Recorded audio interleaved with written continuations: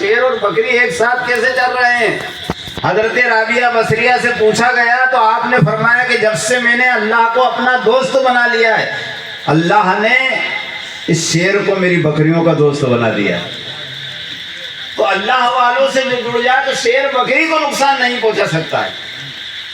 تو اللہ والوں کی محبت جو ہے وہ ہمارے لیے باعث نجات ہے۔ اب یہ جو ولی کا جو لفظ ہے اس کو سمجھنا ہے کہ یہ ولی کا جو لفظ ہے یہ کیا ہے۔ ولی کا معنی ایک تو دوست ہوتا ہے اور ولی کا معنی مددگار ہوتا ہے۔ اب آپ کو میں بتاؤں کہ ولایت کہاں سے چلی اور کیسے چلی؟ ولایت چلی مولا علی سے۔ علی شریعت کے بھی امام ہیں اور طریقت کے بھی امام ہیں۔ علی شریعت کے بھی امام اور طریقت کے بھی امام ہیں۔ حضرت مولا کائنات کون ہیں؟ ولی ہیں۔ مولا کائنات اللہ کے شیر ہیں اور ولایت انہی سے چلی ہے، طریقت انہی سے چلی ہے۔ تو جس سے طریقت چلی ہو وہ آج کے طریقت والے سن لیں کہ طریقت کس چیز کا نام ہے، طریقت کہتے کسے ہیں؟ مولا علی سے زیادہ طریقت کو کوئی جان سکتا؟ علی سے زیادہ طریقت کا جاننے والا کوئی ہو سکتا ہے؟ نہیں ہو سکتا۔ جس کے بارے میں نبی نے کہا ہے انا مدینۃ العلم وعلی بابها، میں علم کا شہر ہوں، علی اس کا دروازہ ہے۔ تو جو علم کے شہر کا دروازہ ہے مولا علی، ان سے زیادہ طریقت کو جاننے والا کون ہو سکتا ہے؟ طریقت کا سمجھنے والا کون ہو سکتا ہے؟ تو حضرات گرامی طریقت کا نمبر کون سا ہے؟ آج کل جعلی طریقت بہت چل رہی ہے۔ جعلی طریقت کے لفظ اگر ان سے پوچھ لو کہ طریقت لکھا کیسے جاتا ہے، طریقت کے الفاظ کیا ہیں، کون کون سے حرف طریقت میں آتے ہیں، تو ان کو پتہ نہیں اور طریقت کا دعویٰ کرنا ہے۔ مولا علی سے زیادہ طریقت کا جاننے والا کوئی نہیں ہو سکتا، کیونکہ علی کا علم وہ علم ہے کہ مولا کائنات فرش پر رہ کر عرش کا علم رکھتے ہیں۔ علی فرش پر رہ کر عرش کا علم رکھتے ہیں۔ تو یہ دنیا تو ناپید ہے، یہ دنیا ناپید ہے، اس کا کوئی مقابلہ کر ہی نہیں سکتا۔ یعنی جس کی نظر عرش پر ہو، جس کا علم عرش تک پہنچا ہوا ہو، وہ طریقت کو کتنا جان سکتا ہے۔ ایک نقطے والی بات بھی بتاتا چلوں آپ کو، درود پاک پڑھنے ایک بار، اللہم صلی علی سیدنا مولانا محمد بارک وسلم، صلاۃ و سلام علیک یا رسول اللہ صلی اللہ تعالی علیہ وسلم۔ دیکھیے علی کا نام ایک لفظ محمل آپ جانتے ہیں کسے کہتے ہیں؟ لفظ محمل ہوتا ہے۔ آپ جانتے ہیں لفظ محمل کیا ہوتا ہے؟ میں آپ کو بتاتا ہوں۔ لفظ محمل ایک عام محاورہ ہے جسے ہم بولتے رہتے ہیں، جیسے چائے وائے، کیا بولتے ہیں ہم؟ پانی وانی، کھانا وانا۔ تو یہ کھانا تو سمجھ میں آتا ہے، وانا سمجھ میں نہیں آتا ہے۔ پانی تو سمجھ میں آتا ہے، وانی سمجھ میں نہیں آتا، آتا ہے؟ چائے تو سمجھ میں آتی ہے، وائے سمجھ میں نہیں آتی۔ اسے لفظ محمل کہتے ہیں۔ چائے سمجھ میں آ گئی لیکن وائے سمجھ میں، یہ لفظ محمل ہوتا ہے۔ تو دیکھو چائے کا نام بگاڑ دیا ہم نے وائے کے کہہ کر، کھانے کو وانا کہہ کر کھانے کا نام بگاڑ دیا، پانی کو وانی کہہ کر پانی کا نام بگاڑ دیا۔ تو حضرات گرامی یہ لفظ محمل لگانے سے نام بگڑ جاتا ہے، لیکن مولا علی کا نام وہ ہے کہ اس کو بگاڑنا چاہو تو بگڑ ہی نہیں سکتا۔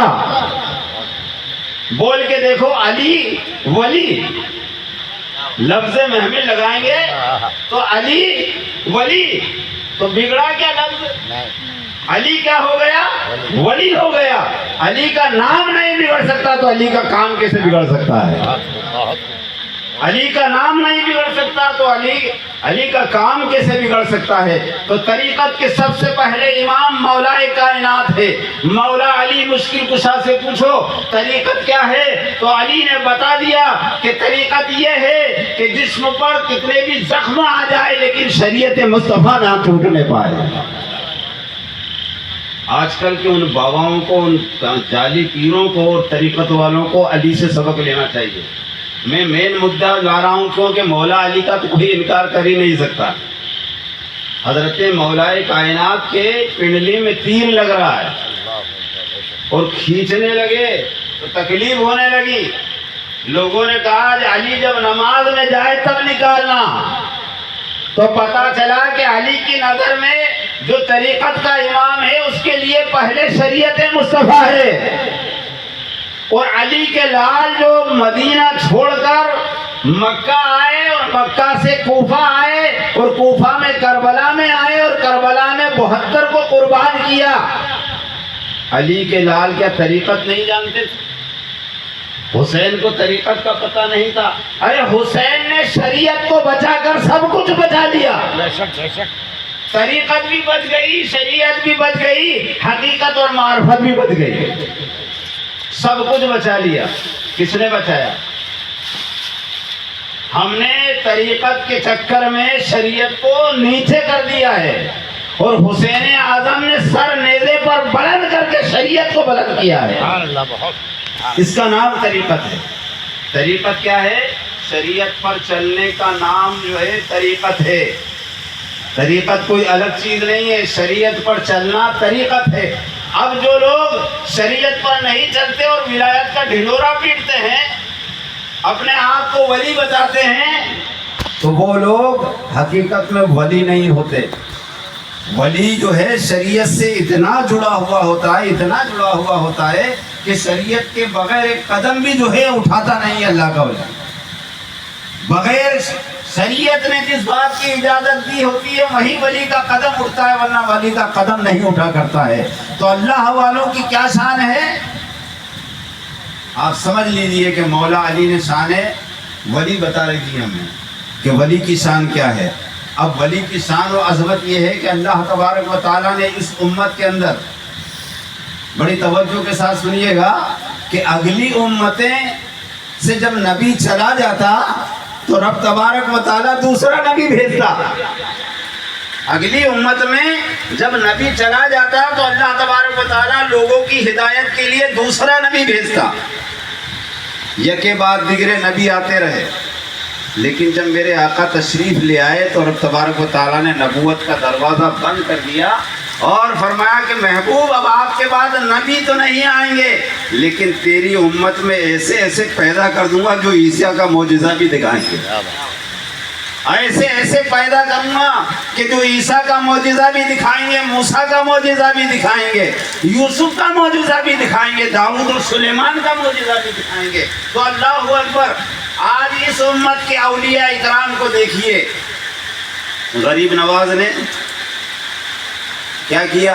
آنا ساغر کو کٹورے میں سمو دیا، اور غوث اعظم نے مردوں کو زندہ کر دیا۔ حضرت عیسیٰ زندہ کرتے تھے، غوث اعظم نے مردوں کو زندہ کر دیا۔ تو اس امت کے اولیاء اکرام کا مقام و مرتبہ کیا ہے؟ جب میدان حشر قائم ہوگا تو اللہ تبارک و تعالی سونے کی کرسیاں اور ممبر بچھائے جائیں گے ان کے لیے، اور ان کے چہرے بڑے نورانی ہوں گے، اور میدان حشر میں جب وہ کرسیوں پر بیٹھے ہوں گے، اس امت کے اولیاء، اس امت کے ولی جب میدان حشر میں کرسیوں پر نور کے ممبر بچھوں گے، ان پر بیٹھے ہوں گے، ان کے چہرے بڑے چمک رہے ہوں گے، تو اگلی امت کے نبی اور ولی یہ کہیں گے کہ یہ کون ہے؟ اللہ اکبر، یہ کون ہے جن کے چہرے مانند چودھویں رات کے چمک رہے ہیں؟ یہ کوئی نبی ہیں، شہید ہیں، کون ہیں؟ تو اللہ تبارک و تعالیٰ فرمائے گا کہ جبریل بتا دے کہ یہ محمد الرسول اللہ کے غلام ہیں، یہ محمد الرسول اللہ کی ولیوں کی